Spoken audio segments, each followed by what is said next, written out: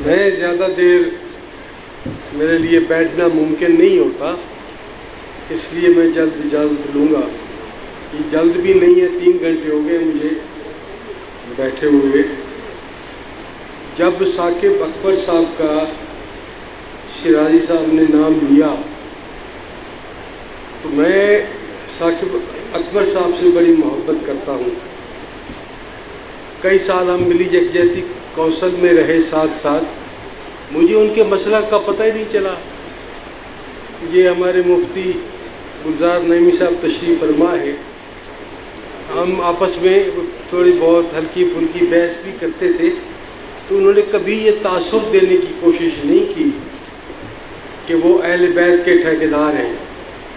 عموماً یہی ہوتا ہے کہ اہل بیت کو اہل سنت نے آپ کے حوالے کر دیا ہے اور خود کسی اور راستے میں چل پڑے ہیں.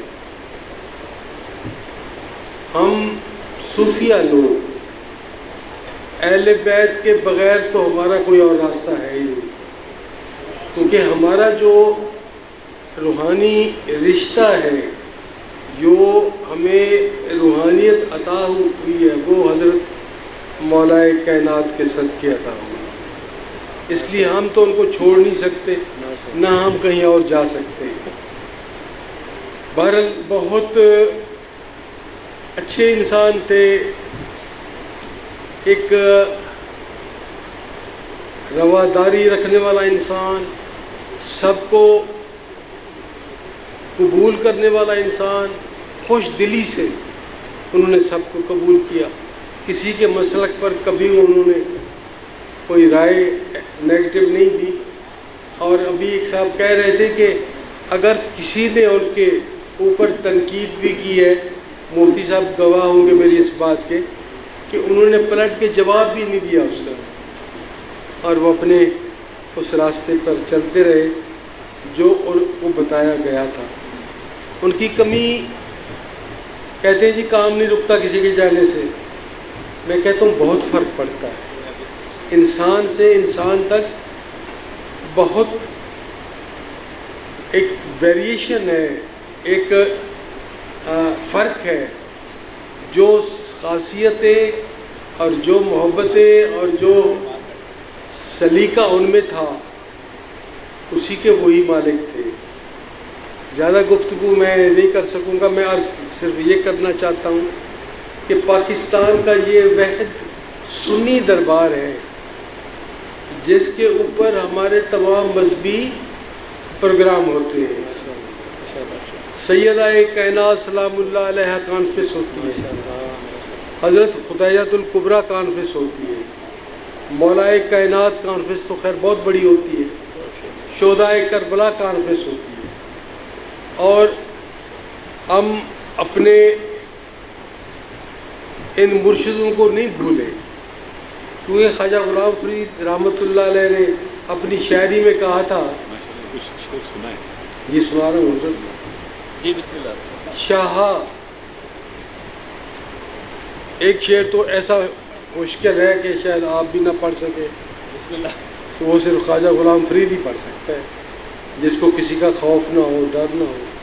کہتے ہیں جس کو ہے تیرے آل کی حق میں خیال ضد، جس کو ہے تیری آل کے حق میں خیال ضد، خیال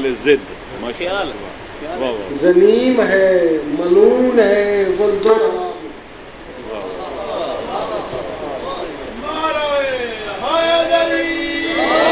خیال ضد کا ذرا آپ اندازہ لگائیں. تو چاہے قبول کر اسے، چاہے نہ کر قبول، شاہ فرید ازل سے تیرا ادنا غلام ہے. میں فقط پیدا ہوا ہوں وصف 5 تن کے واسطے. اب اندازہ تو کریں نا یار، ہماری صوفیہ کی جو انکساری ہے اہل بیت کے ساتھ، جو محبت ہے، جو ان کے ساتھ عقیدت ہے، بس وہ اب آپ نے ہم سے چھین لی ہے، ورنہ یہ تو ہمارا ورثہ تھا. میں فقط پیدا ہوا ہوں وصف 5 تن کے واسطے. خواجہ غلام فرید رحمۃ اللہ علیہ کے 12 نواب مرید تھے، اور انہوں نے 56 سال کی ٹوٹل زندگی پائی تھی، اس میں دیوان فرید کا کام جہاں ہوا وہاں انہوں نے خدمت کے خلق کے لیے بہت کام کیا تھا، اور جاتے ہوئے اپنے خزانے میں ایک مسلح، ایک ٹوپی اور ایک تسبیح چھوڑ گئے تھے۔ تو وہی کہہ رہے ہیں کہ میں فقط پیدا ہوا وصف پنج تن کے واسطے، اور میرا کام ہی کوئی نہیں ہے، میرا کام تو صرف یہی ہے۔ آپ تو پھر بھی وقت نکال کے کسی کو گالی مولی دیتے، ان کے پاس اتنا وقت بھی نہیں تھا۔ اس دفعہ جو تازہ حادثہ ہوا ہے، میں تو ساؤتھ پنجاب کو دیکھ کے بڑا حیران ہو رہا ہوں کہ ان میں سے کوئی نہیں آیا میری مدد کے لیے۔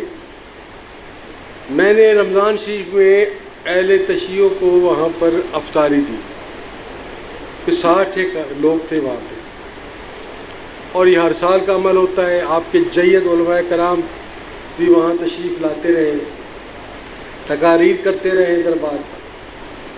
تو اس دفعہ یہ ہوا کہ حضرت آپ کے کسی چاہنے والے نے مجھے گالیاں دی اور کہا کہ اور مجھے کہا کہ اہل تشیع کو کیوں وہاں پہ بلایا گیا، اور انہوں نے وہاں نماز کیوں پڑھی؟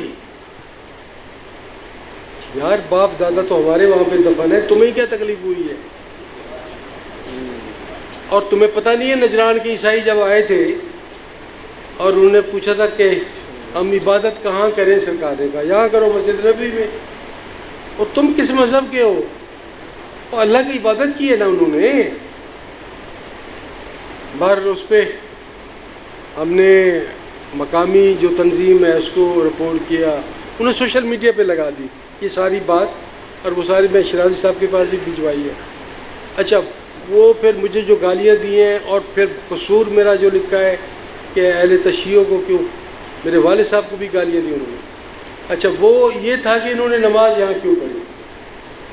اب حضرت اس کا کیا علاج ہے؟ یہ تو یہ تھا کہ مجھے آپ کی سپورٹ ملتی، آپ کی سپورٹ ملتی، اور میں اور آگے بڑھ کے پروگراموں میں آپ کو بلاتا۔ اہل بیت کے پروگرام کرنا ہمارا ایمان ہے، اس کے لیے ہم کسی پر احسان نہیں رکھتے، نہ احسان جتاتے۔ اہل بیت کا جو بھی پروگرام وہاں پہ ہوتا ہے ہمارے ایمان کا حصہ ہے۔ اگر ہم اہل بیت سے منہ موڑیں تو کافر مریں، اس کے لیے میں بات نہیں کر رہا، میں بات یہ کر رہا ہوں کہ میں تو رواداری کی ایک ایسی مثال میں نے پچھلے 27 برس سے یہ شروع کی ہوئی ہے، جس میں آپ کے جید علماء کرام وہاں تشریف لاتے رہے، اور دیوبند کے بھی علماء آتے رہے۔ ہمارے ثاقب اکبر صاحب کی سب سے جو ہٹ سپیچ ہماری طرف سے ہوئی تھی وہ ان کی شرکت تھی، اور جس کو ہزاروں لوگوں نے پسند کیا، وہ وہیں پہ عرس کے ادھر کے اوپر جو پروگرام تھا اس میں انہوں نے فرمائی تھی۔ تو عرض یہ ہے کہ ہم ان نفرتوں کو، ان تعصبات کو، ان مخالفتوں کو ختم کرنا چاہتے ہیں، اس لیے کہ ہمارے یہ بزرگان کا طریقہ کار تھا۔ اگر آج انہوں نے آپ کو وہاں نماز پڑھنے سے ناپسندیدگی کا اظہار کیا ہے تو کل کو اور یہ معاملہ آگے جا سکتا ہے۔ ہم چاہتے ہیں کہ یہیں رک جائے، اور جو محبتیں ہماری آپ کے ساتھ بڑھ رہی ہیں اس کو بڑھنے دیں، اور سوسائٹی کے اندر اب مسلکی تعصب پاکستان اس کا بوجھ نہیں اٹھا سکتا۔ پاکستان اپنے کرائسس کے آخری گڑھے میں پڑا ہوا ہے، اگر اس کو آپ نے مسلکی تعصب اس کے اوپر لادا تو یہ نہیں بچے گا۔ اللہ آپ کو ہمیشہ سلامت رکھے، خیریت سے رکھے، اور ثاقب اکبر صاحب کے درجات بلند فرمائے، اور ان کی اولاد کو ہمیشہ اپنے زمان میں رکھے۔ انشاءاللہ پھر آپ سے ملاقات ہوگی۔ بہت شکریہ۔